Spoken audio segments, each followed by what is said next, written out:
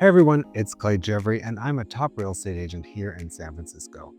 Today I'm talking about a topic that can really transform your home, and that's the flooring. Whether you're planning to sell in your home for years or you're thinking about selling your home soon and you want to affect that resale value, the floors you choose will make a huge difference.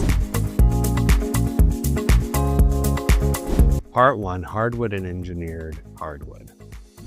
When most people think of their dream floors, solid hardwood often comes to mind. And for good reason. It's literally one plank of wood from top to bottom. Typically, these are milled from species like oak, maple, or walnut.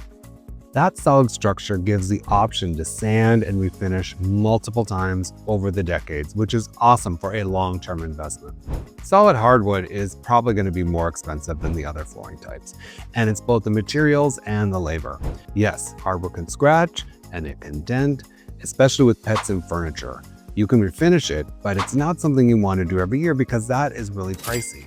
And you know, hardwood, you can use it anywhere. Living rooms, bedrooms, hallways, anywhere that you want a warm, classic vibe. You have to be careful with moisture-prone areas, water leaks, you're dealing with warping and cupping and all that kind of stuff. Now, engineered hardwood is real wood on top, often an oak veneer. But underneath, it's a core made of multiple layers of plywood or high-density fiberboard. This multi-layer design stabilizes the plank, making it more resistant to humidity and temperature fluctuations. Unlike solid hardwood, engineered boards, they fit in together like a tongue and groove system, and they can be glued, nailed, or even floated, which is good sometimes if you're installing it in a basement or putting it over concrete. The top wear layer can vary. Some engineered planks have a thick veneer, so you can refinish it multiple times. Others are thinner and shouldn't be sanded. Always check the specs on that. Wider plank options, 6, 7, even 8 inches or more, are common in engineered lines, and that can make your home look super luxe. It is actually often close in price to solid hardwood if you're going for a high quality brand. Cheaper engineered products might not have that thick wear layer, so be really careful. That can limit your refinishing ability. Luxury vinyl plank, LVP. This stuff has exploded in popularity, and it's easy to see why. LVP usually has multiple layers.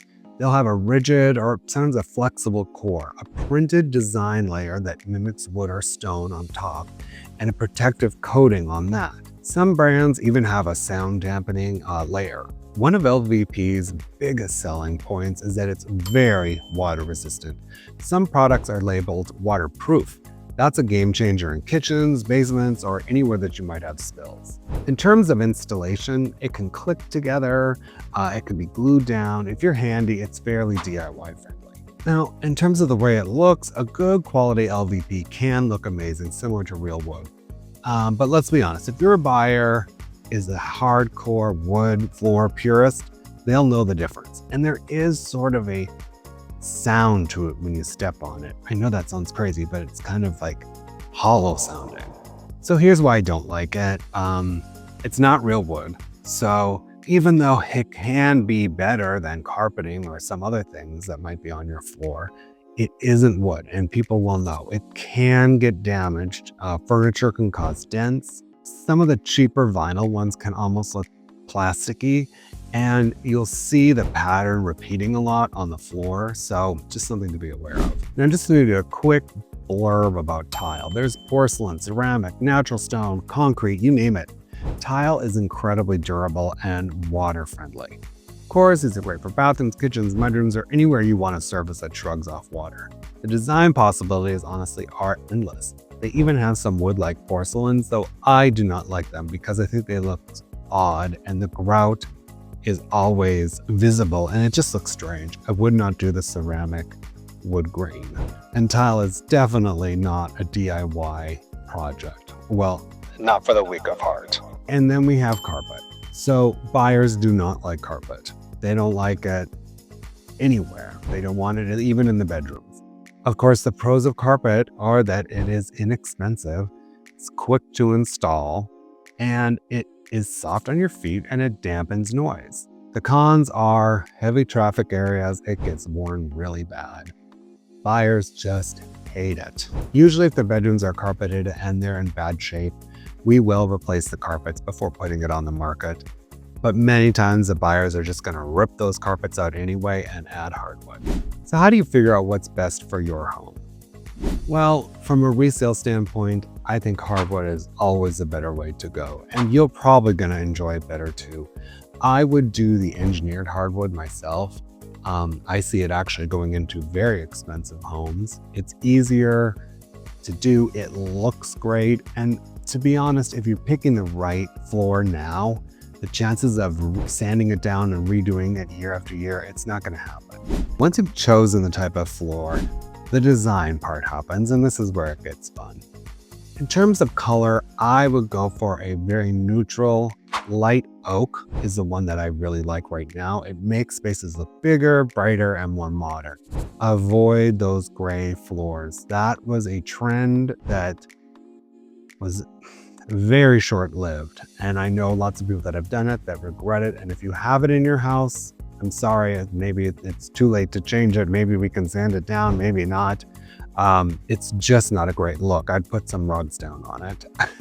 It might be clear, I just don't like the gray floors. And I'm sorry if I'm insulting anybody. I've used them in projects before and I really regret it. Now, to make your floors look really high-end, go for wider plank. And even longer planks are really great looking as well. But you need a great installer to execute your floor to make sure that it looks perfect. So in terms of layout, just a straightforward regular layout is kind of the norm, but I really love doing something fancy. I love chevron. It's going to be more expensive to install it, and there's going to be a little bit more waste of material, but you can opt for a herringbone, which is similar, which has a little bit less waste. It's a little bit easier to do. There's a bunch of other designer layouts of hardwood, but I think typically stick with the straightforward one. But if you want to go for it, and I'm going to go for it in a project coming up, do the chevron or do the herringbone. And I really got to tell you, you have to do wood in the kitchen. Don't do tile in the kitchen. No one's doing that anymore. It just looks great to have wood in the kitchen.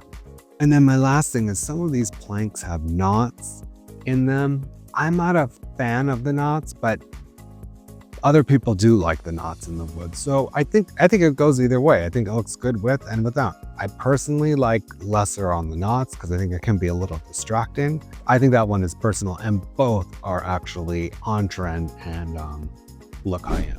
So here's some of my tips to get the best bang for your buck. Stay neutral, stay timeless. Don't do the gray or whatever today's version of the gray is. You want wide buyer appeal, so keep it classic. A light or medium brown, natural tones. Don't do anything overly trendy. Do professional installation. It'll cost more, but your floors will look so much better. Just trust me. Make sure you do a good underlayment or padding, depending on what kind of floor you're using. Focus on key areas if you can't do your entire house. The living room, the kitchen, the entryway, the dining room. Impress people when they walk into the house in those rooms. And if you have to leave the carpet in the bedrooms, then that's okay. Okay, that's my deep dive into flooring. Remember, it's about balancing your personal taste and budget with your future plans. But if you're gonna sell this house, remember, that's what I'm here for. Don't get too personal, don't be too specific, keep it easy.